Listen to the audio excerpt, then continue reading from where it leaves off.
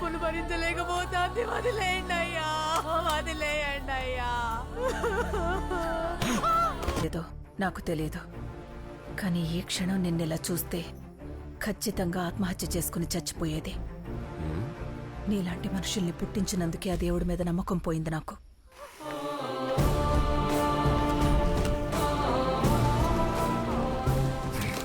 పురిటి నొప్పులు దానికొస్తుంటే నువ్వరుస్తున్నావంటే పో ఇక్కడి నుంచి. మీ అందరికీ ఒక చిన్న చరిత్ర చెప్పాలి. స్వాతంత్ర్యానికి ముందు జలియన్ వాలాబాగ్ అనే ప్రాంతంలో 1000 మంది భారతీయుల మీద 50 మంది బ్రిటిష్ సైనికులు కాల్పులు జరిపారు. 100 మంది చనిపోయారు. అంత దారుణం ఎందుకు జరిగిందో తెలుసా? సైన్యాన్ని చూడగానే జనం వెనక్కి పరిగెత్తారు. అదే 1000 మంది భారతీయులు ఆ 50 మంది సైన్యం మీదకి దూసుకొచ్చుంటే చరిత్ర వేరుగా ఉండేది. ఏంటే నువ్వు జనాల్ని రెచ్చగొడుతున్నావా? ఒక్క తుపాకీతో 100 మందిని భయపెట్టొచ్చు.